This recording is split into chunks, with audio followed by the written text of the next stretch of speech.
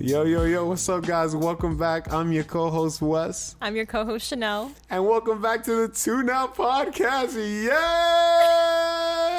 I feel like it got longer. I'm so excited. Oh, man. Well, what's up? Obviously, you guys could tell that there's something a little bit different about this episode. You can see us. You can see what we look like. What's up? This is what we look like. I know, right? Hello. Unless it's great you're to meet you listening guys. on audio still, but For real. Listen, shout out to our fans in Brazil. And where was it at? Brazil, UK, and I think like Germany was like one of the other places. I feel like it was Germany, yeah. I shout them out because they're probably the ones that don't know what we look like. True, honestly. There's somebody in Brazil like, oh my God. Like, right? It's them. But enough about that, guys. Welcome back. Episode 5, right? Yeah. Yeah, episode 5. Today we're going to be talking about NPR Tiny Desks. If you haven't seen those before, those are some really amazing, fun concerts that you can find on YouTube.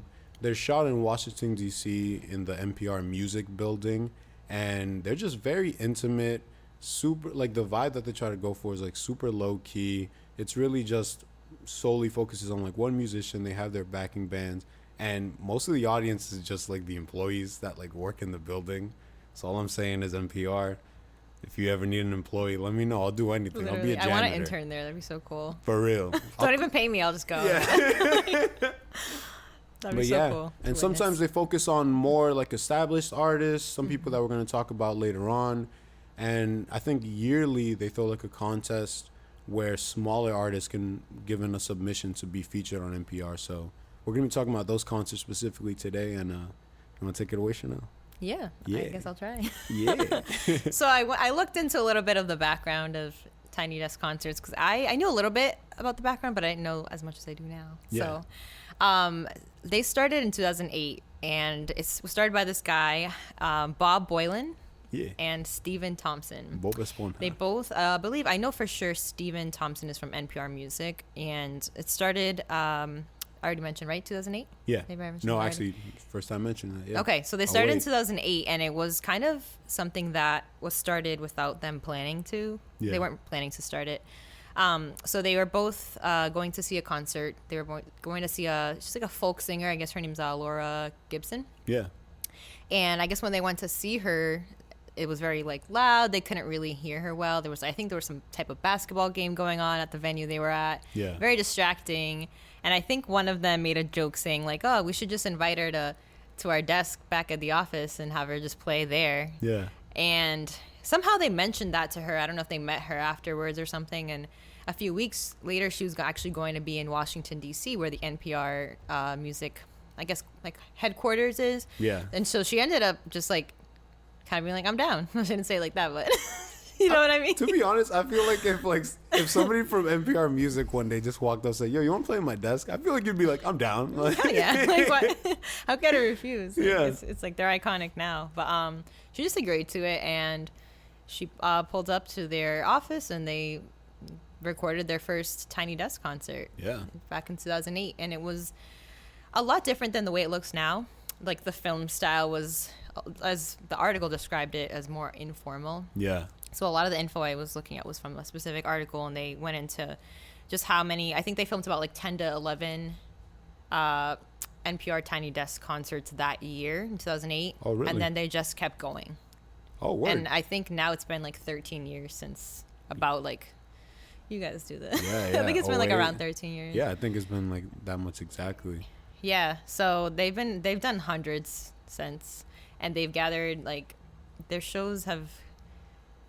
Wow, they've gotten like millions of views for sure. For real. Like just one will have like millions of views, and we'll get into that a little bit later on. Yeah. But I saw like some points that were made in these articles that I looked at was that something that stayed true to the style of their concerts was the intimacy aspect of it. Yeah. Because it's literally just you're seeing an artist, or maybe they're well known or not, but it has that intimate feel because they're just all they're allowed to bring. I think they're only allowed to bring what can fit behind the desk that they give them. That's like the main tagline. Yeah, that's the thing. That's the like challenge behind it is like you can't bring all this fancy too many like things because it won't fit, and then that It's just not keeps a tiny it. desk anymore. Yeah. So I think that's something that was really cool. Another thing was like now things are very like digitally manipulated. And it just kind of has this like very raw, honest feel to it because you're seeing it live. Yeah. Like it feels like you're seeing them just like you're just hanging out with them. Literally. It has that kind of like intimate feeling. So especially with the angles Yeah. that they always go for. Like, Yeah. I feel like there's like 3 establishing shots in an NPR Tiny Desk video. There's the Yeah. face shot while they're singing, so you always catch them like and their feelings. doing a little head turn like that. Yeah. There's the swooping shot of like the band while they're playing, and then there's just like the wide open shot where you see like everybody together in the one thing.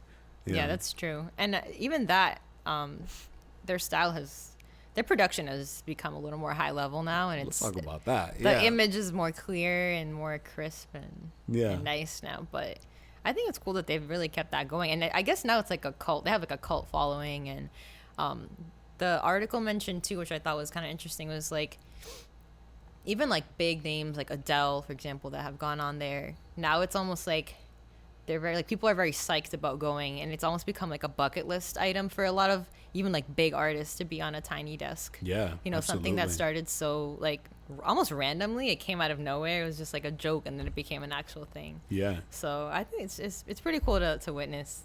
Yeah, and it's been cool to watch some of them. It's super dope. It literally became like this like cultural phenomenon. Right. Where it's just like if you're into R&B, somebody's gonna be like, "Do you like Tiny Desk concerts?" And you're just gonna be like, if you say what are those, their face is gonna light up. Yeah. They have like 60 artists ready to go that they want to show you. Yeah. But if you say like if you talk to somebody about Tiny Desk, like you can open up a massive well of conversation because you could just say so much about them. It's true. Yeah, and especially touching back on that point about how their production changed. You and I took a second. Well, I think you've seen it before, but it was my first time seeing it today. Yeah. The video of Laura performing. Yeah, that like first her one. 08 video. Yeah. Yo, them angles were rough. Don't tell NPR we said that. Speak your truth, Wes. Them angles. Listen, NPR, let the pen flow. Stop. That's an inside joke. The pen flow. That's a super inside joke. Listen, NPR, I love y'all. I love Tiny Desk. I'd love to. It's a bucket list, you know what I mean? But yo, those first couple angles, they had my girl Laura on there looking like a specter. What's that movie? It's like literally called Ghost. Yeah. Like the cover of that movie just washed out. Like that white balance was a little off. They did her filthy because she was sitting in front of a window. So it was kind of like us right now. It's good. Bro, they caught it from the side, so it was just white hitting her face. But listen, they improved. They probably got some feedback.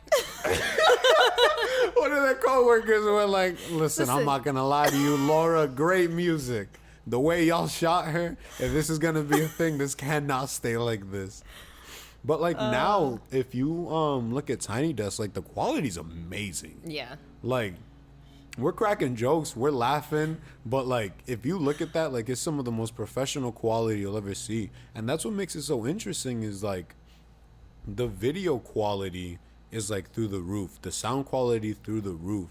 And usually with things like that, that's for like big, massive like stage productions. True. But they still keep it to like a bare bones. Like sometimes people will come with like 2 other musicians and it's just 3 people, maybe acoustic guitars, a cajon, and it's just like such an experience. A cajon. A cajon. If you guys don't know what that is, a cajon is like a little box that acoustic musicians usually use. It's like a substitute for drums. Yeah. But yeah, do you want to go into? There's like so many avenues we could go into from here because we could talk about like some of the ones that we've seen that like stood out. Yeah. Something I wanted to mention really quick was also about the production aspect. I know that the first year, I might have already mentioned this, they were at a different office too. So the background was different. Oh, I didn't know that. Yeah, actually. so like the background that like we see now, and it's kind of like become iconic with all. It's a very busy background. There's like a couple of shelves you guys can like Just you search on YouTube, just see some like newer ones, and you'll know what we mean. Very busy background. I think it used to be like a whole different like setup in the background. Yeah. I didn't even know it was a different office. You like blew my mind right yeah, there. I guess it was in the article. They did say like they changed offices at one point, and that's like the one they're at now. Another thing, and I don't know if we wanted to get into it too, is like I know with the pandemic last year, it kind of it changed the game for them specifically because they had to transition into, well, obviously they wanted to keep it going, so they did the home concerts. So I know we can even kind of like blend that into some of the honorable mentions we're going to talk about, but I know, for example, like artists like Jhené Aiko. Yeah, she did that was a really big at-home one. Yeah, that was really nice. Yeah. They had to do it at home, so even like the pandemic affected everything. Yeah. I mean, we're still in one, but I know, right? Still but panoramic, but yeah. No, that's actually like a really, really good point. Like before we even go into some of the ones we've seen before, like we could talk about what the Tiny Desks are looking like now, because that really was like a big thing. Because if you've seen Tiny Desk videos, then like Chanel was saying, like the background, it's like iconic. Like anytime you think Tiny Desk, you think of like that little bookshelf. There's like the little stuff on top of the desk, and they just have like I was gonna say massive space. It's Tiny Desk. Define massive. I'm not trying to throw shade, NPR. I'm not. I think they like that they're small, but yeah, like that's their brand. Yeah, but I know what you mean. Yeah, exactly. Like the space. Yeah. So, I can't remember when was the first time I saw one of the at-home ones. Me neither. Because I don't even remember like when that shift was made. Because I think with some of these Tiny Desk concerts, you tell me if you're the same way. I usually seek it out if there's an artist that I really like. Yeah. You know what I mean? I think I'm subscribed to their channel. Yeah. And so I just see them pop up every now and then. Yeah. But I think I am more like where you're at, where I'll just more so click on it when I know the artist or I'm interested in. Yeah, exactly. The artist, so it's like sometimes like if something like that were to happen with the channel, I wouldn't know until I'm like, oh, so and so just did a Tiny Desk. Let me go check it out. Then I see at home, and I'm like, So like, I love Tiny Desk, right? Yeah. But I miss the desk. You know what I mean? Yeah. Like, no, I know what you mean. Yeah. And I don't know if you had the same kind of feeling where with some of the at-home performances, like I think the music is great. I think everything is dope, but I really would have loved to have seen them like at the actual Tiny Desk. True. And like how that kind of would have, I don't know if it would have affected the performance as much because, they're still playing the same instruments. Yeah. Like it's just a different space, but it's something about seeing them there that kind of would have brought like the whole experience together. No, I completely agree, and that's an interesting point. Because even if, let's say, I was an artist, that maybe that's a bucket list item for me. Maybe it's not, but I think going to the real set would make it feel that much more like, wow, I did a Tiny Desk. Yeah. Whereas if I did it in my house, I'd be like, well, it's produced by Tiny Desk, but it's. You know what I mean? Like, it's not really a Tiny Desk. I'm not at the desk. I'm not. I'm at my desk. I'm at my crib. Yeah.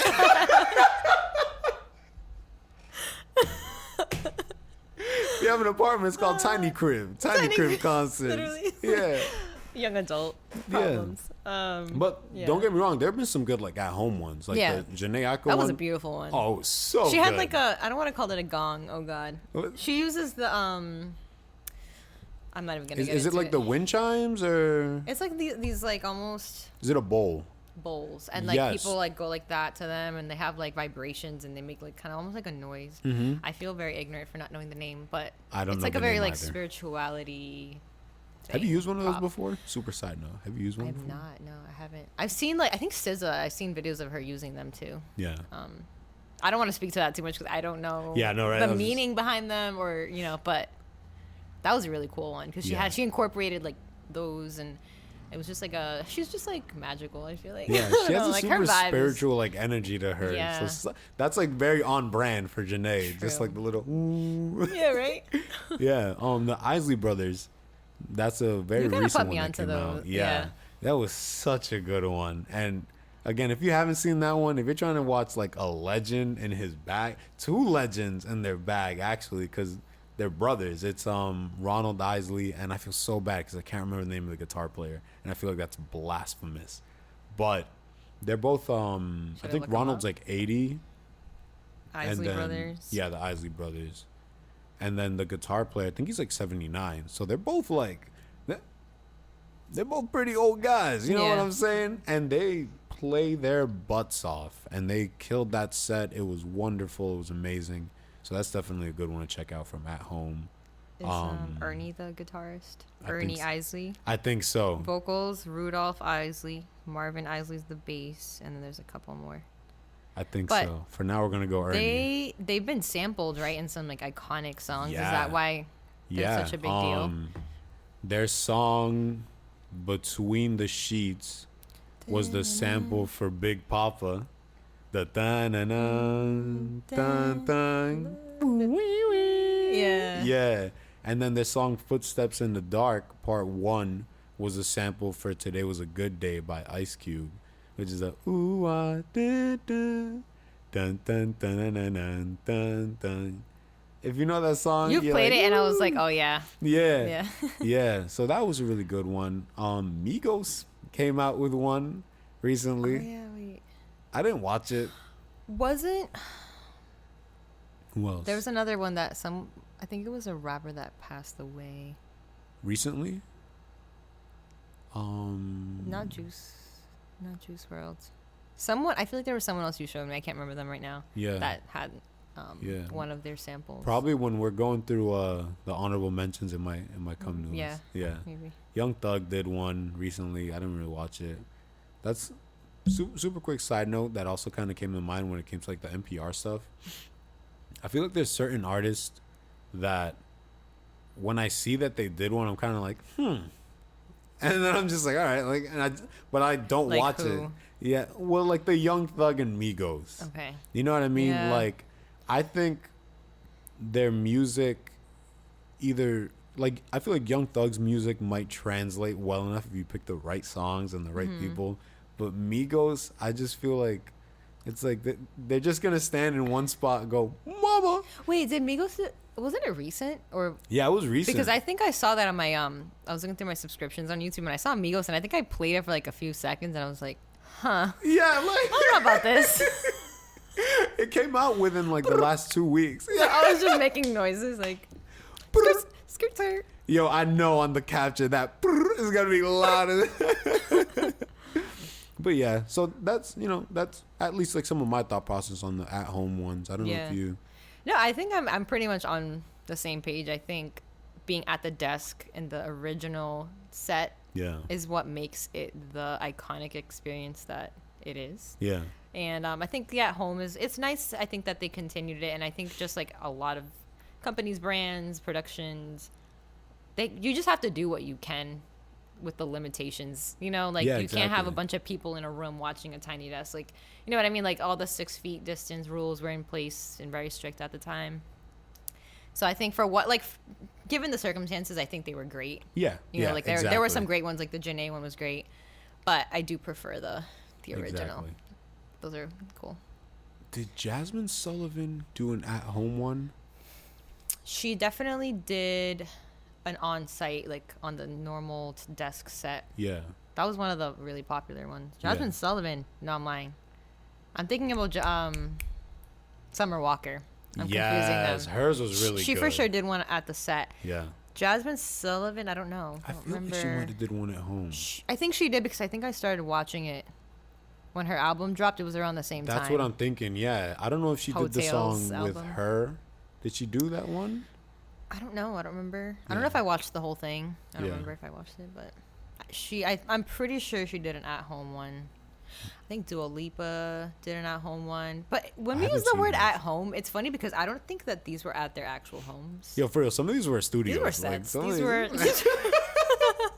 I'm just at the crib. No, because the Dua Lipa one, it looked like a set. Like it was a really cool set. It kind of had like a retro feel. They had, I swear they had a couch or something or like a nice rug. Like it wasn't their house. Yeah. I don't think, at least. I mean, famous people, they have some crazy houses. So that's like, true.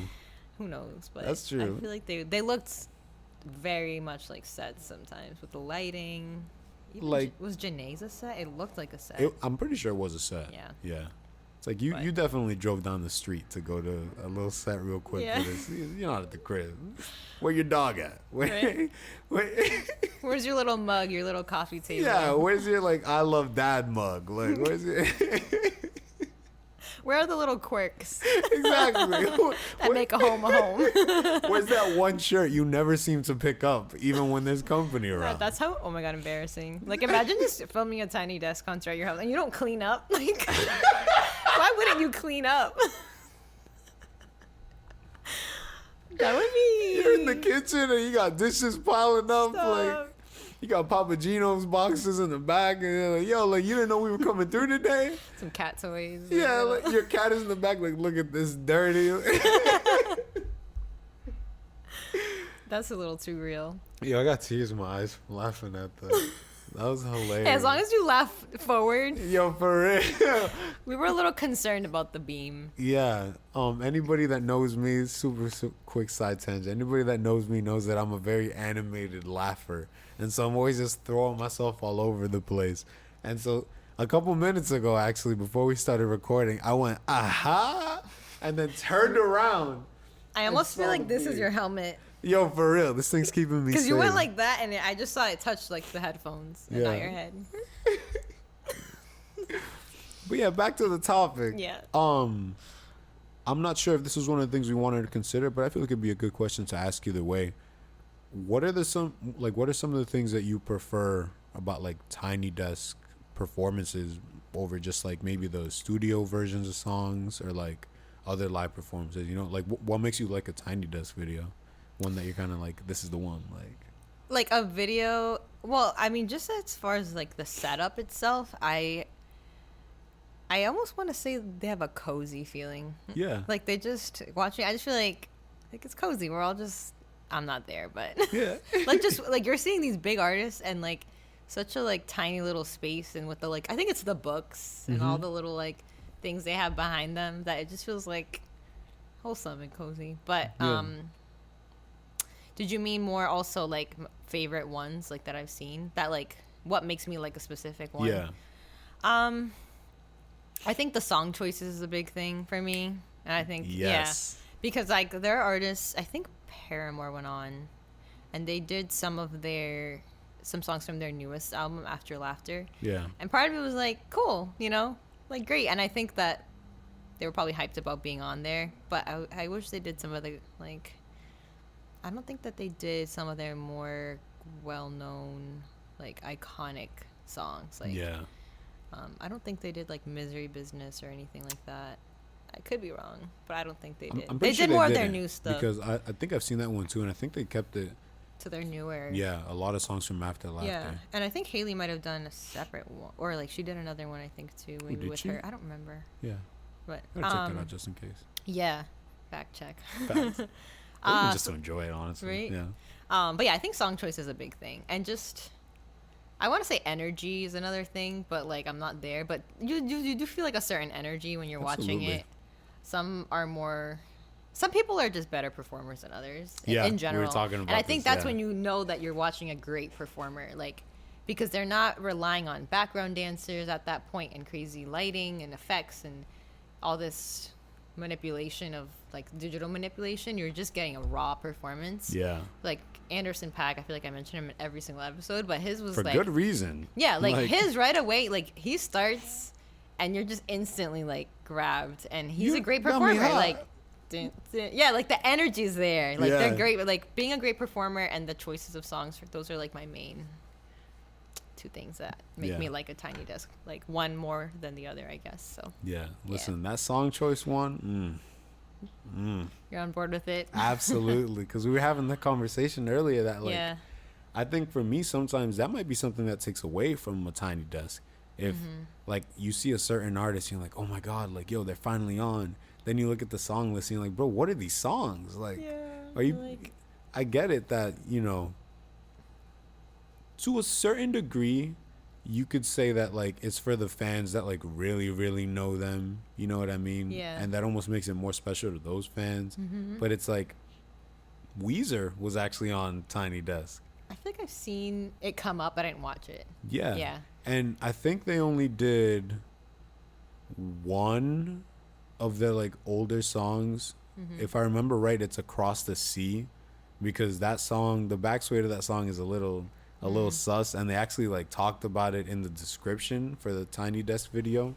But they only did that from like their first two albums, which are their biggest albums, like songs that everybody knows. And then they just picked some stuff off of like their newer projects. And it's like when they play Across the Sea, I was like, okay, that's dope. Like, that's awesome, because, you know, sometimes they come to Tiny Desk with like different types of renditions, whether it's more acoustic or like orchestral. So you get excited to be like, yo, like, what if I hear this song in like this type of version? Yeah. And then you look at the set list and you're like, man, I don't care about none of these songs, bro. Like, You're like, dang, yeah, like what? they didn't take the opportunity to. Exactly. And sometimes I'm even like, I wish you'd have them again, so that they could maybe play the song that I want to hear. Yeah. But then it's like, when you have artists who make good use of their song choices, you're like, oh, this is about to be a banger. Yeah. Like, I'm about to enjoy every minute of this video. Yeah. I know we're gonna get into this later, but I think a really good example is Daniel Caesar, because for his, he played Japanese Denim, he did Best Part with Her, and he did Get You. Those are literally His top. Yeah. Those are his like biggest songs. And so Yeah. every song was like, oh boy, here it comes. Yeah. You know what I mean? Something to look forward to. So yeah, I think that song choice is like a really big, important part of it. Yeah. Yeah. Because I feel like it's almost like sometimes they don't do themselves justice with what they pick. Yes. You know, like if it's like you have to choose what songs represent like this my band or me as an artist going into it, and sometimes they choose ones that are like maybe they want to almost promote. They go into it like with like a promotional mentality of like, this is my new stuff. I want people to hear my new stuff. Yeah. But I think with the Tiny Desk, if I were to be given the chance, if I were an artist, I can't put myself in those shoes. Yeah. But you know what I mean? Like I would want to like choose the songs that I think resonated the most with people throughout my career, like not just the new stuff. Yeah. But actually, I know I keep bringing up artists. I know we're gonna save it for the end. Just get into it now. Coldplay did one too, and I think they started with "Viva la Vida," right? That's the name of this song. I know isn't that? I think so. Yeah, it's like some variation of that. Yeah. But when I tell you, like, if you haven't seen it, that's one of the most beautiful renditions of that song I've ever heard, because it's Chris Martin, who's the vocalist, and the guitar player of the band. I think it's just those two from like the band and maybe the bass player, and they're surrounded by like a cappella vocalists. And oh my god, like I almost got emotional. Oh my god, because it was just like different parts. Yeah, and now there's video. Should've brought a little tissue box, right? Now there's video, so you're gonna see me. Right.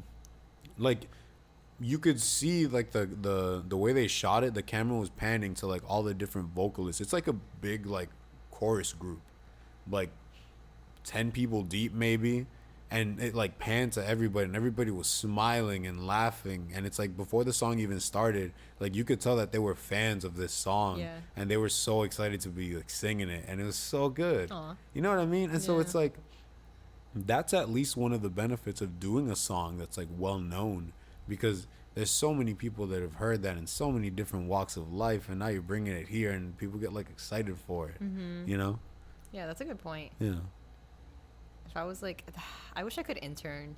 I think I was talking about it with you earlier, but I was trying to see if I could attend a Tiny Desk concert, because to me that would be like, if anything, if I could put that on my bucket list, I would. Yeah. But I don't think you can actually like, it's not like a talk show or something where you can like buy tickets to go watch it. I think you have to like, the only way you can watch is I think if you're employed there or if you intern. Yeah. I think, I could be wrong, but I don't think there's a way to actually go like watch it. Yeah. I'll go work over there. Listen, NPR. I'm gonna do some further digging into that. I know, right? Because I really wish I could witness one. That'd be cool. Yeah. For real though, like to be able to be in that crowd, I feel like for whoever they bring in, I just feel like the energy and the intimacy that they have going on there is something I'd like to experience at least once. Yeah. I think because I've just like been watching them for a bit, it just feels like surreal. Yeah. You know what I mean? Like you're seeing this iconic set. You're just so used to watching like different like artists that you love, and even some new ones there, and then you just get to be there like during the filming of one. That'd be sick. Like I'd be happy with whoever's there, honestly. Yeah, for real. At that point, like, just give me the experience. Like, Yo, I'll take for real. be with like taking selfies. Just Yeah. It's like, do you even know any of the songs? In the background, just a little selfie stick with the band, just like. You know, every now and then they like show the crowd. They show it. If you look in the distance, it's just you with the selfie stick. Like, that'd be such a waste of an experience. Though. Just me taking selfies the whole time. Like, oh my god. I'm like not present. It's just me. That'd be hilarious though. Just look back on the moment. Yeah. But yeah, I think we can just dive into. I know we touched on a few that we like. Great segue to dive in. Yeah. I know we already mentioned a couple, like Anderson .Paak. Which like we can iconic one. I think I talk wrote about it. Anderson .Paak. Oh, I even wrote it on my notes. 76 million plus views on that one video. That's wild. I think I saw him on social media. I think he made a post about that, like how crazy, like the crazy amount of views he's gotten on that. Yeah. Like it just blew up. Yeah. Literally, that was a really big one. That one, we mentioned it earlier, but I'm convinced that opening is like one of the most legendary openings for any NPR Tiny Desk. It literally, it starts with the, imagine this, close your eyes with me right now, visualize, right? It starts with the NPR logo going across the screen. My favorite, one of my favorite things about the videos, it's like a little thing, but I guess it kind of adds to the experience. How it says like, warning, this features like explicit language. So you're like, oh, I'm about to get into some stuff right now. Like, this is about to be a video. Right. So it shows that fade, NPR logo fades in, and all you hear is Anderson. You got me hot. Yeah, he's like, I feel like this song is appropriate because this place is like a sauna in here. And then he goes, you got me hot, dude. Dun, dun, dun, dun, dun, dun. Dun, dun, dun, dun, dun, dun. Like, oh my, that's so good. So I think I want to say that's how I kind of started getting into Anderson .Paak. Yeah. I feel like I'm trying to think of how I even got into him like so heavily, and I feel like that's probably like sparked it for me because I saw the way he performed. I was like, who is this guy? Yeah. Like how come I haven't heard about him a lot? Like, if you watch the video, so cool. we were talking about this too. He has the groove shoulder. It's the right one. He's just he's just. Wait, I can't even do it. And just like, you put it so perfectly where it's like you have this energy to you where you just want to see what he's gonna do next. Yeah. You know what I mean? Like the second he starts, you're like, okay, and he's drumming and singing. Does he have like glasses on or like shades? Yeah, he has little shades on. That's when he had the septum and he used to wear the like bowler hats. He needs to bring that septum back. That was a I good feel like look. now his style has changed. It's like more chill. Yeah, he has a kid He'll now. wear like the bucket hats and stuff and like the colorful Vans and shorts. But. And he's doing stuff with Bruno now and Silk Sonic. So okay, now that's true. He's going back to the like what 80s, 70s now. That retro look. Yeah. Beverly Hills Cop look. Yeah, right. But it's like the second the performance starts, you're engaged. You're like, where are we going, bro? Like, what are we doing, Mr. Wherever Paak? we're going, I'm along for the ride. Yeah, like, for real. I'm strapped in. I'm ready to go, bro. And you just But so Come Down, is a great song from that set. Even Your Heart Don't Stand a Chance. Ooh, Champagne. His drumming is just so like he's in his pocket the whole time. Yeah. Like he doesn't miss a beat. Like that's what's so impressive about it. And it's just a few of his bandmates. And they also are known as the Free Nationals. Yeah, they have their Nationals. own. They have their own projects going on too, but they're there and they're super groovy with their bass and like their style is cool too. So yeah, and they're all like kind of dressed the same too, which is great for the aesthetic. And they'll have that little sway when they play. It's like. But yeah, that was a good one. Yeah. Are there any that you really like? I think we put it on our list here, but breaking the veil. No, the Tyler the Creator one. Yeah, that is was a really good one. Really, really good. And that was actually the first time that I heard his song "See You Again," because when he started that performance during that video, he was like, "If you know the words, like sing along." And there's something about not knowing the words to a song when somebody says that. To where you're like, I'm trying to figure, like, what is this song? Like, I want to sing. Like, yeah. So when should I know this? Like, yeah, like, I'm the weirdo for not knowing this song now. Right. And he started, 2020 vision. Oh, yeah. And the background singers that he had with him were wonderful. Their harmony game, that entire performance, So on point. And again, with Tyler, too, like his energy, Tyler, the creator, is such a unique guy. Yeah. And It's a perfect word to describe him, yeah. He's an enigma. Yeah. Just keep going. Keep bringing out words. Let the pen flow. He's a creative, a wonder, an innovator. All those words perfectly describe him. And that's the thing. It's like different energies between him and like Anderson. Because Anderson has like this very like gritty, like even though he was dressed more modern, he still had like that 70s like grit to him. With the way that he played and like his attitude. Yeah, it's like stripped down, but like still like cool. Yeah. Like you feel like he doesn't need much. Like it's just gonna be cool no matter what, because it's like him on the drums and his little like the groove is there. Yeah, and cool is the key word. I felt cool as a cucumber watching that video. I was like, you know what? You do got me high. But Tyler's energy is like this super quirky. He's like a little ball of chaos. But then when he sings, Tyler's a menace. Oh my God, there's so many words to describe him.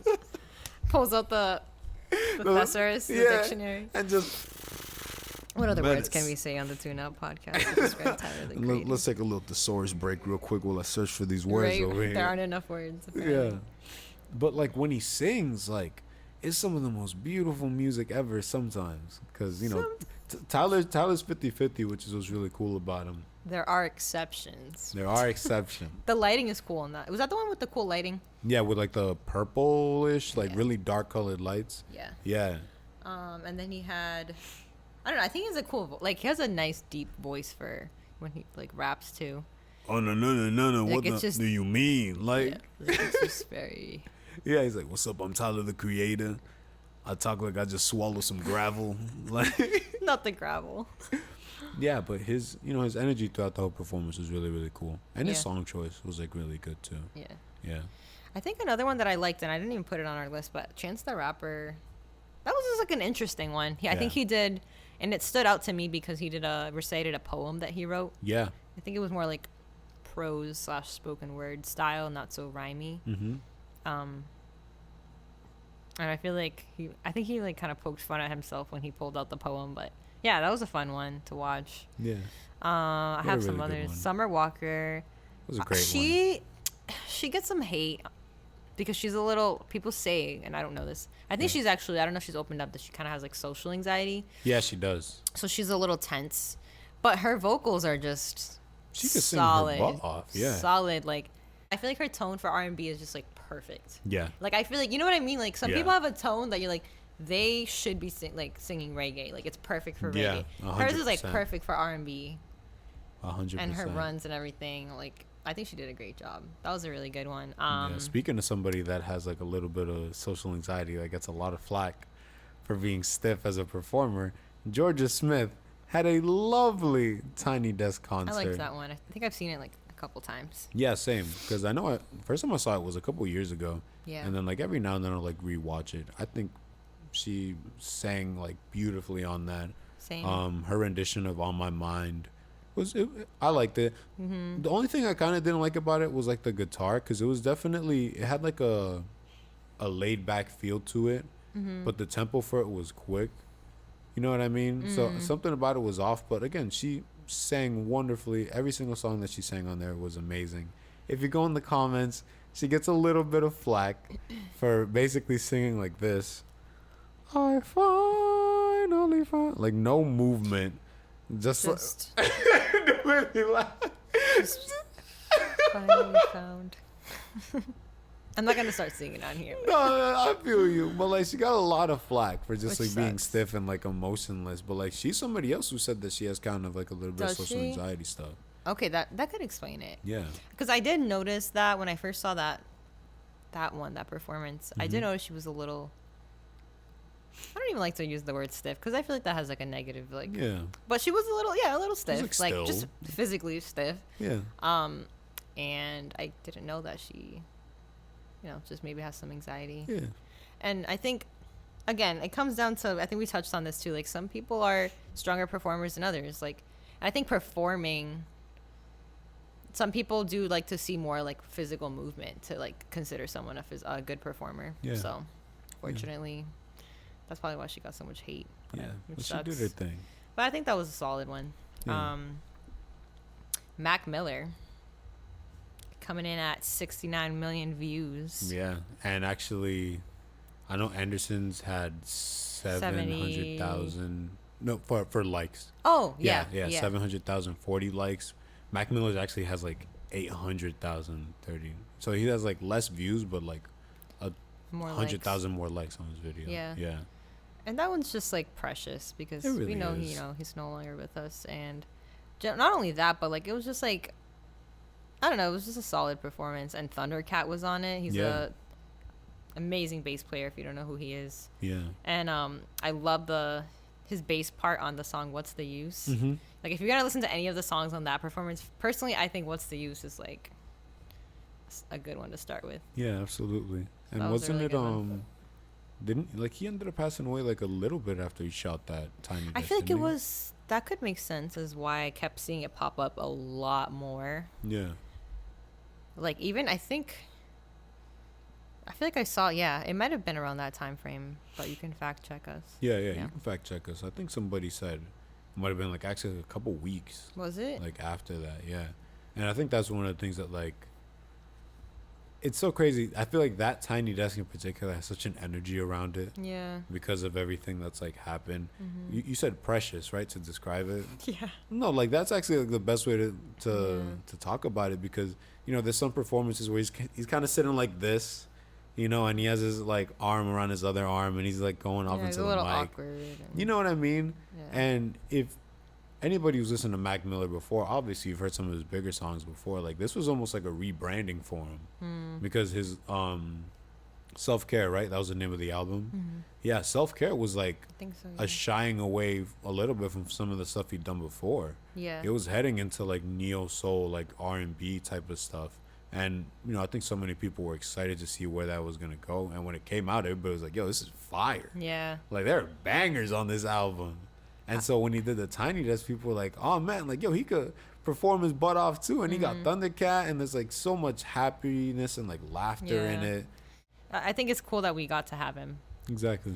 It's like almost like a time capsule. Like, it's just like this precious performance that we have of him. Yeah, So. it's like one of the best things to have of somebody like that. Yeah. But yeah, I mean, there's so many people. I know Snow Allegra's one that you really like. She's another R&B artist, kind of like alternative R&B, I want to say. Kind of a little, Yeah, it's like, I've seen her on an alternative R&B playlist on Spotify, so I'm like, I think she's alternative R&B. I think she is, because it's not like that classic R&B, like those classic R&B beats that we're used to hearing. Yeah. You know what I mean? it's like new age R&B, Yeah. like whatever that could be described at. Kind of like a SZA. Very different from SZA. She has a different sound. Yeah, because SZA has her bag. She's just her own. Has SZA done a Tiny Desk? I don't know. Because there's this like weird group of artists. Listen, for the longest time, Hiatus Coyote was one until they finally did theirs. There's like this weird group of artists that, like, if they haven't done a Tiny Desk, you're like, why? Yeah. Like, why have they not already done this? I think SZA might be one of those people that hasn't done one yet. She probably, I don't think she has. I think I would have seen it. Honestly. Yeah, exactly. I feel like I would have known. That's exactly why. It's like, Yeah. like, I love SZA. Yeah, me too. You know what I mean? Yeah. At one point in my SZA listening period, me going on YouTube typing up SZA Tiny Desk should have happened, and I should have seen this by now, Yeah, I would have probably seen it pop up on my subscriptions, and I would have been immediately just... Exactly. We're like, yo, what's peep this? Like, Beyonce. Imagine Beyonce on. ooh. That'd be crazy. I feel like that's like, she's almost... Wow. She would break... You know how they say break the internet? Mm-hmm. I feel like she would break the Tiny Desk. You see, now we could bring this back to one of the things we were talking about before, because what songs would she do? She has this massive catalog. Wow, that's true. And They should make hers a little, extend it a little, like make it longer. I They mean, should. they're all different lengths when you go and watch them, but yeah. That's tough, right? Like, I feel like what? she would sing stuff off of Lemonade, I of the could see Lemonade that. album. Yeah. Because I feel like, Yeah. I feel like she might go into like, What's that album for Lion King? She did like a Lion King. Yeah, She maybe would touch into. I feel like she should do some of her classics. She should. Single ladies, I don't know. Would that? She would have. You know what's what? Funny? I was thinking about single ladies. Yeah, I think she could. Yeah. I think she would need to go in with like background vocalists. Absolutely. Like a pretty full band, like as full as she could. Oh my god, as full as she could for a band, because it's Beyonce, and like I feel like she's. Not that she needs it, but it's kind of like part of her. Exactly. She needs to do some Destiny's Child. At least one. Yeah. At least That would be one. Like, Justin Timberlake, that'd be another cool one. Does he? He hasn't been on one, right? I don't think so. I don't think so. That'd be really cool. Yeah. Bruno Mars. Oh, there's so many. There's just so many artists. Why has Bruno Mars not had a Tiny Desk yet? He's almost like, I feel like some people are untouchable. They have this untouchable, like, at least in my mind. Yeah. Like, Beyonce is one of those people that, like, in my mind, she's too busy. Rihanna, well, she's kind of taking a break from music. Rihanna? She's doing her Fenty thing. She doesn't need. Yo. She can come back to music whenever she wants. The internet. She's like I think she's a millionaire now. She is. Like, recently. Yeah. She, like, hit.